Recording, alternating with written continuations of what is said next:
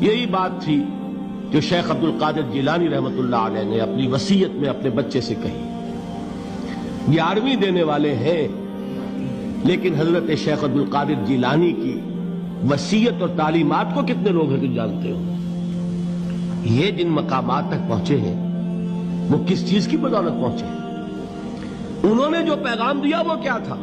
اے میرے بچے، جس طریقے سے قرآن مجید میں حضرت لقمان کی نصیحتیں جو ہے نقل کر دی گئی ہیں، میں یہ عرض کروں گا بالفرض اگر قرآن حضرت عبد القادر جیلانی کے بعد نازل ہوا ہوتا تو شیخ عبد القادر کی یہ نصیحتیں بھی قرآن میں درج ہوتی. اتنی اونچی نصیحتیں ہیں.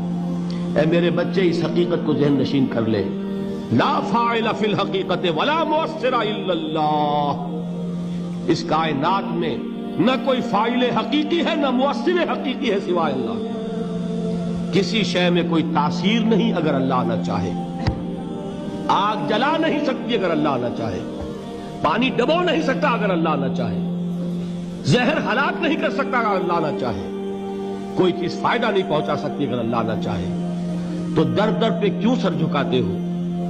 در در پر کیوں جبیں سائی کرتے ہو؟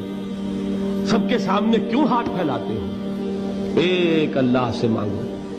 ایک اللہ کے سامنے زمین پر اپنی جبین رکھو. لا فاعل فی الحقیقت ولا مؤثر الا اللہ. نظر آتا ہے ہمیں کہ پانی پیاس بجھا دیتا ہے.